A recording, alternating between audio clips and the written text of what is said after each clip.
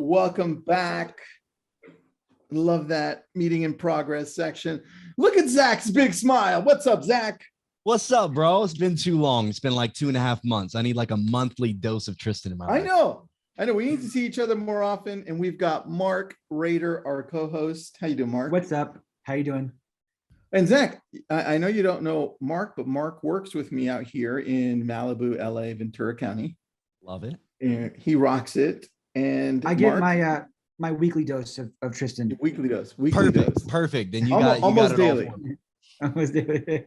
Almost daily. And then Zach, if you don't know Zach, he's a amazing real estate agent. And through COVID, he blew up on TikTok and is now 1.2 million. I'm joking. He's at 1.5 million. I was going to go with that, Zach. And then I'm like, hey, okay. 1.5. I get it. 1.5 million followers on TikTok. And I'm sure he gets a lot of jokes from people that interview him as to comparison, right? But we kind of all suck in comparison to him, Zach. So great job on that. I appreciate it. And to stay on that topic for a split second, I've been so hyped to see so many different realtors pick up and start killing it.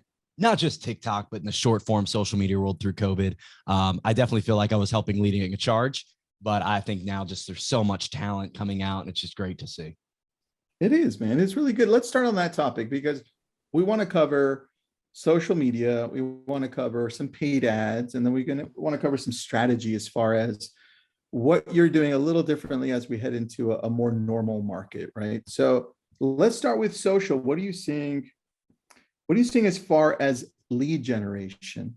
As far as that goes, what are you seeing the approach should be like when we're talking about organic on social? I'm going to reference back to an old school book that was written before TikTok was even a thought process. Jab, jab, jab, right hook.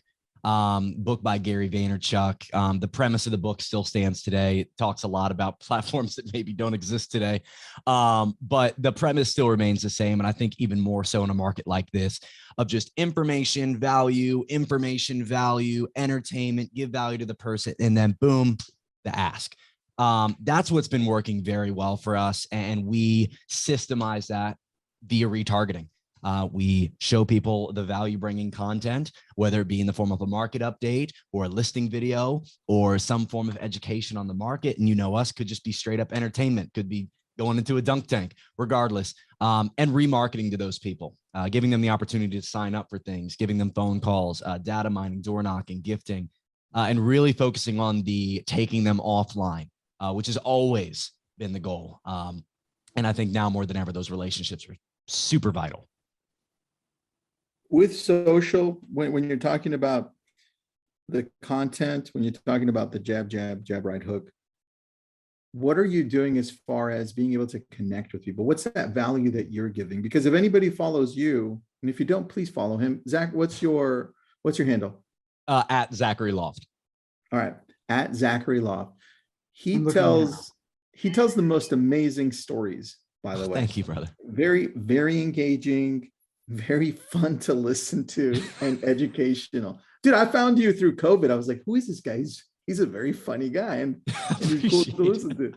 So you should tell my wife the same. She doesn't agree. That's funny. And I love connecting with you through that because although you've got over 1 million followers, it's still a one-on-one. And I love that because you're like talking just to me. You're talking just to Mark. You're talking to all these people. When you're thinking of the content as far as value, how do you process that so that it equates what you want to happen on the other end? Of course. And what you just said is you pretty much already said it, so I'll be redundant. It's getting that one-to-one connection through scaled mass connection. So TikTok, I fell in love with because there was this barrier, I think, in the social media world where we were still in be professional mode. And I was trying to break that on Instagram and on Facebook, and it was doing well, but localized and not much more than that. And it was doing okay. TikTok kind of dropped the towel or whatever, threw the towel in and said, okay, just be yourself. this is raw. This is authentic. The editing is low, not much text. This is straight up out of the living room with window as your lighting, and we know it. So just make content.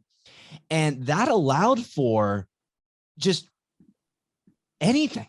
And so I took it up on that and started telling everybody anything, and developed the storytelling kind of niche of talking about things that have gone in my life, the real estate world, and ultimately pretending I was talking to one person. Because I think even today, a lot of people in social media struggle with, they're talking to 20, 80, 100, 10,000, a million people at a time, but I have to understand it's being consumed one-to-one. They're not consuming it amongst some crowd. This isn't some Tom Ferry concert where there's 2,000 people and they're like, high five the guy next to you. That's not a thing. You know, they're sitting there with their phone. And my entire thought process, Tristan, and from the very beginning was, how do I get people to go from doing this to doing this? How do I get them to rest the thumb? Say, I'm invested in the next few moments with you. And that came through just really focusing on the hooks. And that's really been the strategy from the get. So what do you do on the hooks? What do you practice? Do you go through it and then go back and like, dude, that was the hook. I'm removing that and putting it in the Yeah, front. dude, I sometimes will shoot a video 5 times before I put it out. And at a minimum twice. Just because the first time through, I'm thinking about it. What's the next line? Because if you watch my videos, it's cut, cut, cut, cut, cut. It's like 3 to 5 second chunks max. Because I'm trying to keep attention. Every 1.5 to 2 seconds, I'm doing something to shift the frame, shift my speech, say a joke, shift the energy, do something to keep the attention going. Because you're one notification popping in away from losing that viewer. And let's not joke around. I mean, you can have 20 seconds of fantastic content. You have 2 seconds of boring content, and all of a sudden they could be scrolling to the next video. So the hook for me is just, what is this person seeing right now? And how can I break the monotony? How can I break into conscious viewership? They're in the subconscious scroll where the thumb's just moving. How do I break into the conscious and make them think? Make them ask themselves a question. Like, I love someone like a Phil Jones, Phil M Jones UK on Instagram, who goes into the curiosity gap, who talks about in those first 3 to 5 seconds, set a curiosity gap, saying something like, by the end of this video, you're going to view the housing market way differently. Give me 60 seconds. And then, going into like, okay, what is it going to be? Or you're probably a lot like me. And the fact that you, and then fill in the blank, that person's going to listen until you give the fill in the blank. Cause they want to see, do you truly know what I'm thinking about? They'll give you that opportunity. And if you match, that niche is going to stick around. So especially we've taken that into our advertising world where, let's say, for instance, we're giving a market update. We don't want to just give general information to general people. We give dedicated information to a specific niche. So when we're giving a Newcastle County update, we're saying at the very beginning, hey, Newcastle County homeowners, addressing them as basically you or homeowner in this situation, and then going into it in a quick and concise minute or minute and a half. But really, it's the hook. I mean, from our paid to our organic to the blogs to the YouTube, anything involved is going to really have a strong first 3 to 5 seconds, especially in our short form. Okay. With the organic part, because then I want you to take me through a whole process of where this all goes after you shoot one video. Through the organic part, how far ahead are you planning when you're talking to the consumer and you're not telling just a story to garner engagement and video views? More on you want a specific outcome at the end, saying, you know what, this person does know a lot about real estate. It doesn't matter if they reach out to you, but being the specific topic. I think right now is getting people to ask questions in the comments. There's so much misinformation, so much drama, so much is the world gonna melt, that people are looking for a voice they can cling to that has that knowledge that they can trust. So they're looking for that. I look at a Tom Toole or Byron Lazine or the Broke Agent Media page of, KCM, Keeping Current Matters, is great avenues for dedicated, solid information. And I think consumers are looking for the same thing, because CNN, Fox, MSNBC, Yahoo News, everything on Google, they're trying to sell clicks. They're trying to get people watching. So it's a lot of doom and gloom. So going against that and talking about And you can go on my TikTok and look. I mean, I'm not bringing it about in boring ways, but spurring on those comments and being localized while also speaking to nationally engaging topics. And let me be very specific on that. I know I can't tell TikTok to only show me the Delaware people. I know I can't. What I can do, though, is reference the fact that I'm a Delaware real estate agent while talking about national topics. And that's brought in hundreds and hundreds of outbound and inbound referrals just from consistently being the Delaware realtor who's bringing information, stories, entertainment, whatever it may be. So yeah, that's kind of the main way we're doing it right now is just speak to what's going on. It's kind of easy right now. Real estate's trending. Yeah, it is so easy. Real estate is massively trending. All right. Yeah. After this question, and Mark, if you have any, I'm dominating the whole conversation. Sorry, buddy. I'm loving this. I do have a question, but I'll wait. All right. So Zach, once you're done with, let's say, shooting one short form video, does that go into anywhere else? Or do you put it into a blog? Do you expand it? Do you blast that into a newsletter? TikTok, YouTube Shorts, Facebook? Tell me the whole strategy. Yeah, some will get onto our YouTube Shorts. We're not doing that right now as we have a brand new YouTube channel and we're getting the algorithm built back up for our long form. We had an issue where we got about 15,000 subscribers on our old YouTube channel from TikTok. And it was people, being supportive of me, but unfortunately, that's all it really was a click, click the subscribe button, and they had absolutely zero interest in Delaware real estate market. So it jacked up our algorithm pretty severely. So we're starting the new one. So we haven't delved deep into YouTube Shorts yet. We have our vault being built out. Right now we have about 45 videos that'll go out once a day for a solid 2 months. And we'll use that as a testing ground to see if we should continue. And then as far as TikToks, most do become Instagram Reels. I feel that's a very easy transition. The TikTok will go through a website called SnapTik, like Snapchat and TikTok had a baby. SnapTik, to get the logo off and remove the metadata so that it can go on the Instagram without any like, hey, this was a TikTok at one point, which they very clearly stated. They will not push you publicly if it is. No blogs or anything like that for our short form, but our email database and our blogs and everything that's going out like that is normally medium to long form. Because at that point we have a little bit more interest. We have they're a little farther down the funnel. So we're like, okay, will you watch a little bit more? How interested are you? This is very niche-y. Are you interested in it? So that's where we start pushing more and more of that. All right, Mark, you're up. Two questions for you. Also a wealth of information. Thank you for being on. Your vault. Of course, brother. Tell me more about this vault. When you started TikTok, when you're doing your YouTube Shorts, for someone who wants to launch, should they have a vault? How big should it be? Oh, you should absolutely have a vault. Now, in the short form world, I view a vault in a few different ways. Now, there's a few different ways to shoot a short form video. I'll call myself the OG and I have some OG habits. I do not sit down and shoot 30 to 45 videos at a time, like some of the rock stars right now, like the Katie Days and Glenda Bakers and things like that are doing. Tom Toole's doing a great job at it. Shout him out. Byron Lazine. But the way I'm doing it is I know I need to shoot a video. I get out my phone and I shoot a video. Now I have drafts that I keep. I probably have 3 to 4 at a time on a day where maybe I don't want to post. I don't post every single day. And quite frankly, it's been because of the business growth. I'm actually in a hiring process to hire more so I can get back to shooting even more content. So it's a good problem to have. But like Tristan kind of said, in the last year and a half, life just got pretty wild in a great way. And I'm very grateful for it and still feel like I don't deserve it. But the way I would suggest anybody does short form is get in front of a camera and shoot 15 to 20 of them, knowing you're probably going to hate 15 of them. And you're going to end up with 5 to 6 because there's so many people right now that are shooting short form. They're watching it and then they're deleting it because they hate it. They think their voice sounds funny. Their hair looked weird. The background was weird. There was some noise in the wackest reason. So get with a videographer or sit in front of your beautiful iPhone 13 with cinematic mode and the f-stop of like 4 that can make this gorgeous shot out of you and just shoot short form videos. Answer the topics, Our agent just put out a Facebook post this morning from our team meetings. What's the number one question you have about today's real estate market? And every single one of them has like 8 to 10 comments on it. And I said, great. Every single one of you pick one of those and make a short form video out of it today.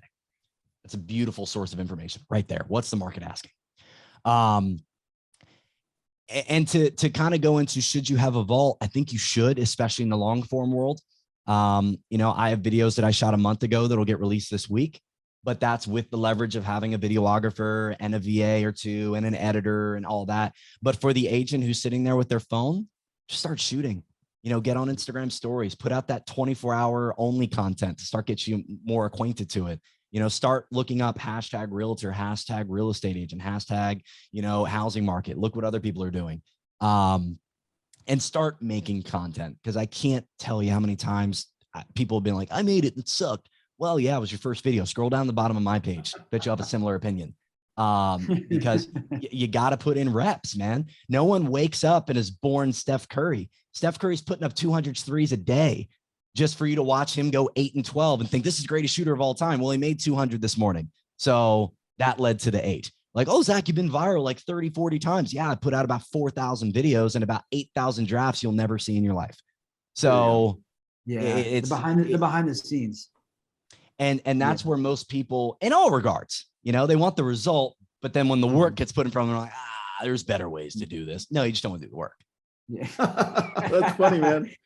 That's true. I do have one more question for you, Zach. I got one more answer. Perfect. As far as posting goes, you don't post every day, but whenever you were, you know, on your posting grind at its peak, how much did you post per day, per week? What is too much? What is too little? So I'll give you the ride to 1.5. The ride to 1.5, I was posting 2 to 3 times a day minimum. And that 2 to 3 times minimum a day. Okay. Yeah. Absolute minimum, going live at least 2 to 3 times a week, if not more. I also had a separate community set up called Discord that I was helping run there. There was a lot of different systems set up. And quite honestly, it came to a point for me, and I'll say this right here, man, I'd sacrifice that entire 1.5 international following for 75,000 Delaware residents. Quite honestly, I would do it in a split second. Because what I built was a national following. And I had this conversation with some high level people who are in the influencer space. And like, I don't want to do this shit. I want to sell homes. I want to build a team. I want to make people wealthy. You know, I love speaking on stage. Don't get me wrong. I love jumping on a podcast, but there's no part of me that wants to do this influencer co-branding contract. I'm like, I don't like this. You know, there's a reason our team is called the Loft team and not the Foust team. You know, because I wanted it to be unbranded for me. It's not tied to my vanity or ego. And so I'm now in a world where it kind of is, or at least it's perceived to be. So I would say to the person who's starting to make content, make localized real estate content that is fully infused with your personality. Jared Benson, the millennial realtor, that's a great follow. He does a great job of mixing in trends and organic content that's, you know, more specific to him, more unique. But that, like I said, the spot was like 2 to 3 a day. And I'd still say that's the right number, is 2 to 3 if you really want to grow on TikTok. Did you notice that for the longest time, it was just like low views, low views, low views, low views, low views, and then pop, pop, pop. What do you mean? A lot of views. With the views. Oh, I mean, so views wise, it's a weird animal. So TikTok goes in waves, and anyone who's doing big on TikTok knows it's in waves. It's the weirdest thing. I know Glenda Baker, you know, was sitting at like the 500K range for the longest. And then like in the last month bumped another 200K. You know, I've sat at 1.5 a good 7-8 months. And like I said, haven't been putting out near the scale. And I know that's the exact reason why. But I still have a couple videos that popped off and did 1 million. It's an odd algorithm for sure. Because I've had videos that we even did tests where we had multiple accounts posting the same video and it would pop on some and do terrible on another, or it'll go viral on Instagram and not viral on TikTok. I have 2 viral Facebook reels that did terrible on Instagram and TikTok. So people get down on themselves for views. It's about consistently putting out the content. And what happens is the videos that go viral oftentimes bring you the least amount of money, bring you the least amount of followers, at least in most people's cases, because they're using the trending audio They're using the Mhm. trending thing going on. A lot of times it doesn't involve their voice, their emotion, their inflection, their style, their characteristics. The people who do really well use this, not a Yeah. sound. Because if you go viral using a sound, why would I follow you? You were a funny trend. Good job. But I know you're just a one-off video. Why would I follow you? I want to Yeah, follow someone. yeah. I'm like, oh, I like this guy. I like this girl. And that doesn't come from doing the same thing that 1,000 other people are doing. Yeah.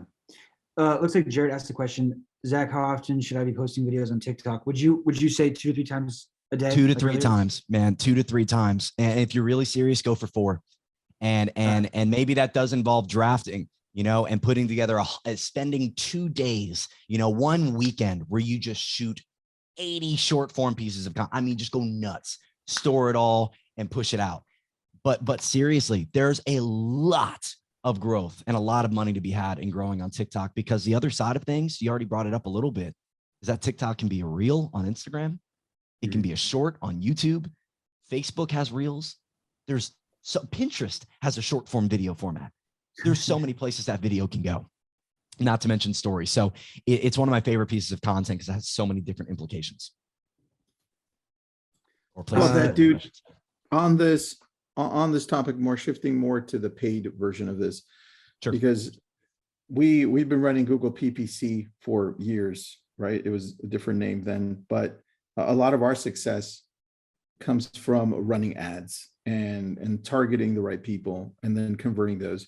What are you doing on the social side, whether it's Google, YouTube, Facebook, TikTok, anything along those lines, that you are now putting money into to get more opportunities? So let me start this with where my money is bringing the biggest ROI first.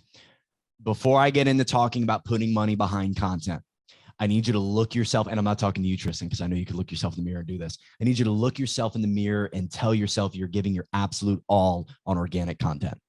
Because if you're not, I don't want you to put a dime behind it. Now, if you're in a space where you're leading a team and have multiple people who are out showing the homes, and you're coming from a standpoint where you're just running things from back, sure. But individual agent, small team, until you're confident you're giving your heart and soul to organic, don't put money behind paid, because guess what? As you put out more organic, you're going to get better at content, making your paid ads even better. And if people have already seen you from an organic standpoint, your paid ads perform better. So please, please, please, before I get into this. And then the secondary thing I'm going to say before that is my highest ROI comes from the money I put toward payroll and the money I invest in our agents and people, our VAs, our transaction coordinator, everything else. I mean, I would take the money away from the marketing way quicker than the people that are making it work. Now, with that being said, our YouTube ads are running splendidly. Google PPC, we've seen, we're going through a test right now where we kind of flipped. We had a full quarter where we went really hard on PPC. So hard on PPC, it was nuts. And now we're swapped to, okay, we're remarketing much heavier to the audience we've already created of about 3,000 to 5,000 buyer leads, to now, hey, video, anywhere they go, they're going to see our ads. And what we've seen from doing that, from building that audience that Google's, proven, hey, they watched something, clicked on something, registered for something. Now we're advertising against those audiences, and we're getting view rates that are higher than most organic YouTube videos. Where an average view rate on YouTube is about 32%, and a view on YouTube is considered 30 seconds. So 30% of people in the organic world are watching at least 30 seconds. Makes sense. We're getting above 50% on average for our paid ads. And I don't know if you've ever seen an ad on YouTube, but you have this little skip ad button that pops up at the 5-second mark. And most all of us are floating our thumb right above it and waiting for the ad to end. All right. So 50% plus of the time, they're not clicking it. They're watching at least 30 seconds. And I would ask you, if you could pay 2 cents to give a 30-second message to someone is interested in buying or selling a home, would you pay that 2 cents? Because that's what we're paying per view to get someone to watch at least a 30-second message, because a view rate 50% of the time. So we're paying it like clockwork, as much as we really can to that audience. And it's paying dividends, because we're getting people calling in, seeing your videos, this, that, and the third, stopped at the gym, stopped at Target or Walmart if you're not bougie. And we're getting the return, and also building the brand at the same time, which is the beauty of video. I love that, man. That's a Awesome. good plan. So what's next for you when it comes to what you're doing, both organic and on the paid side? So right now, the biggest thing we're looking towards, we have a new office on the forefront that'll allow us to scale a little bit more in the amount of agents and staff that we have. So really, our next biggest push is going to be content around recruiting. So I'm actually going to be visiting a couple people throughout the country that are doing a great job at that, and learning from them. But that's what a lot of our content, or at least a new branch of our content, I wouldn't say anything is going to be taken away from the others, but we're going to be opening up the branch of bringing in leads for recruiting and bringing on a full-time recruiter. But I would actually like to show for some people, because I know it's easy to talk about numbers. Do you mind if I bring up a couple screens to just showcase? Please do, man. Kind of what we're talking about here. So let's see. Are you able to see the screen? Yep, we got you. Cool. Your Perfect. Google Analytics. Perfect. Yeah, this is Google Analytics. I know the numbers are small, so I'm gonna zoom in a little bit. I'm just gonna take from February 5th to April 18th, which was that 3-month span, that quarter, where it's a little, no, never mind. That 3-month span where we really went deep on Google PPC. You'll see a couple reverse spikes on here where Google switched us from wanting to get clicks to wanting to get conversions. And we don't operate like that. So Google just freaked out there, but you can see pretty consistently across the board that we're getting around 750 to 1,000 people interacting with our ads every single day. And if you look down here, over that quarter, we generated about 67,000 clicks at about a 50 cents cost per click. And 50 cents is very low in the form of the real estate world. But the biggest number that I like, actually two, one, the bounce rate. Bounce rate is when people make it to your website and they leave on the first page. Normally a bounce rate somewhere in the 20-30% range. Ours is 0.2%, meaning about 1 out of every, math, 500, 400 people are leaving on the first page. That's a really low number. I'm very happy with that. Yeah, the average person's looking at 2.5 pages. Really happy about that, because they're landing, and this is a big secret that normally I only talk to my clients about, so I'll say, but they're landing on a page that's dedicated to what they're searching for. And that's what a lot of people aren't doing. If they're looking up Wilmington single family home, they're going to click an ad that's going to bring them right to a page showing Wilmington, Delaware single family homes, always including the pictures, always in the right price point. So they're hitting it and they're like, oh, this is exactly what I wanted. And that's why they're staying. The other side's this: 4.18% turn into registrations. Talk with anybody who runs IDX, 1 to 2% is pretty typical for that. So we're bringing in 4 to 5%. You see 5% on our highest one. And the first question I get is, Zach, okay, well, what about your organic? Is like this organic too? No, we're getting that off our paid traffic. I have a guarantee right through Google Analytics. You can see right here, it says Google campaigns, this specific ad group, and it's only showing that. So I know for without a doubt, we're getting a $11 to $12 lead that's going through what I call the Zillow process. And let me elaborate real quick. When someone goes onto Zillow and becomes a lead, they Google Zillow blank area or homes for sale blank area. They find the link. They click the link. They get on the site. They search for homes. They fill out information. Agent calls them, blah, blah, blah. They're a lead. With our leads, they go to Google, type in Delaware homes for sale. Also, we advertise against Zillow, Delaware, Zillow, Dover. If you're not advertising against Zillow, your area, you're losing, because that's one of the best performers at all times. They're finding our link. They're clicking our link. They're looking at homes. They search for some. They fill out registration. Agent calls. Zillow lead $70 to $100. My lead $11 to $12. And the other side of things is then from there, and I'll bring up the actual ad group so I can show you this. And this is that view rate I was telling you about. Can you guys see this page? I don't know if it switched with me. Cool, because I know sometimes it locks on the tab.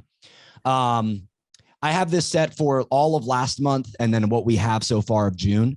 But we've gotten in this month and a half close to 500,000, just about 350,000 impressions.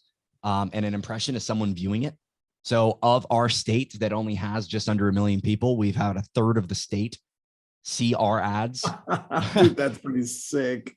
So, and a 57% view rate on those. And that's because really good.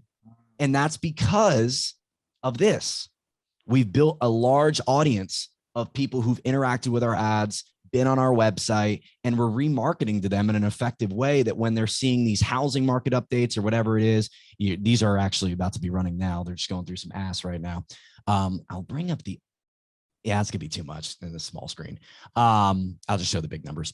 And even if you back this up, I mean, I'll go out to the overview of the actual campaign. We'll see all campaigns over this time period.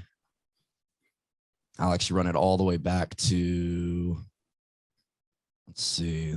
Oh, no, While you're running this, Zach, who's running this for you? Is it an internal team or outsourced? I'm doing it. Okay. As we alluded to earlier, I'm a geek. And at the same exact time with that, thank you. And with that, at the same time, I'm very much in I love to learn and grow with something so that when I inevitably do hire for it, I know how to do it well. Yeah, and you're training to it.